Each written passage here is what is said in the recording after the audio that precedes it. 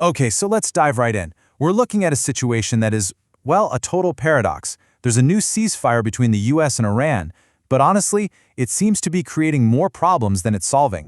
And that's the big question, right? After coming right to the edge of a major war, both sides have hit pause. But at the exact same time, the threats are actually getting louder, creating this incredibly tense and unstable kind of peace. So, what is really going on here? All right, first things first, let's talk about the agreement itself. You got to understand the pressure cooker environment that this ceasefire was even born into. So, for what feels like the first time in a while, the direct conflict has stopped. This 2-week window is supposed to be about opening the door for talks, a way to cool things down, after what some are calling threats of annihilation were being thrown around.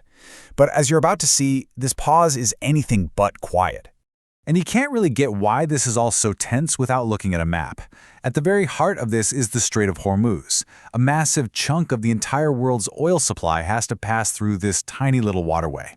If you control it, you've got serious leverage over the global economy. And that's exactly why Iran's recent talk of a new phase in managing the strait is making everybody, well, really nervous. Now, to make things even more complicated, there's been a huge leadership change in Iran. And the new supreme leader's very first message to the world? It's been a masterclass in contradiction. So, you've got Mojtaba Khamenei stepping into one of the most powerful and high-stakes jobs in the entire Middle East, and at an incredibly explosive moment.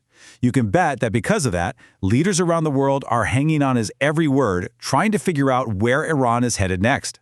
So on one hand, you hear this and you think, okay, great, de-escalation. It seems like a pretty clear message, right?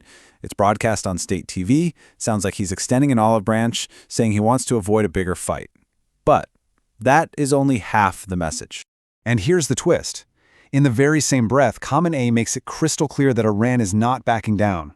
And this part is absolutely crucial. He says Iran sees all of its allies, what he calls its resistance fronts, as one single unified force. Now that doesn't sound like a message of peace. That sounds like a warning.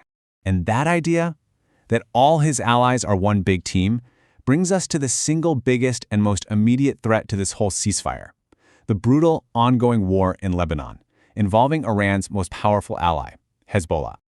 This is the billion-dollar question, and right now, it seems like nobody can agree on the answer. I mean, Khamenei just said he considers all his fronts unified, which pretty much implies that an attack on Hezbollah is an attack on Iran. But does the other side see it that way? And this is where it gets really, really dangerous. The two positions just don't work together. They can't both be true. Iran is threatening strong responses if the fighting in Lebanon continues, while Israel's Prime Minister Netanyahu is on record saying there is no ceasefire in Lebanon and the attacks aren't stopping. I mean, that is a head-on collision course. And look, this is not just some abstract political debate. The human cost is it's staggering. This number, over 300, that was the death toll from just a single day of strikes in Lebanon. It was the deadliest day of the war so far. It just goes to show you that while the diplomats are talking, the conflict on the ground is getting much, much worse. So let's be super clear about what's at stake here. The fighting in Lebanon is not some separate issue. It's like a lit fuse connected directly to this US-Iran ceasefire.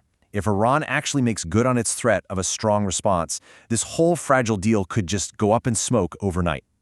And if all of that wasn't unstable enough for you, there's one more, kind of bizarre mystery layered on top of everything: the new supreme leader himself. It's a question that almost sounds crazy to ask, but it's one that intelligence agencies all over the world are asking. Since taking power, Iran's new leader has been, well, a ghost. So what do we actually know? Basically, there's a complete information blackout. The story goes that he was probably wounded in the exact same strike that killed his father, and he hasn't been seen in public even once. All those powerful threats and statements we've been talking about, they've all been written messages read by somebody else on TV. So while Iran's official line is that he's recovering, the US president has flat out said he might even be dead. This level of uncertainty at the very, very top just throws a massive wrench into the whole situation. So let's just pull all these pieces together for a second. What we have is a ceasefire that was born out of threats, a proxy war in Lebanon that nobody agrees is part of the truce, and a brand new leader who's making these huge pronouncements from who knows where, possibly while badly hurt.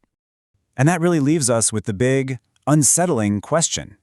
Is this 2-week period a real, if shaky, first step toward peace and talking things out, or is it just the quiet before the storm, a moment for everyone to reload, regroup, and get ready for a conflict that could be way, way worse?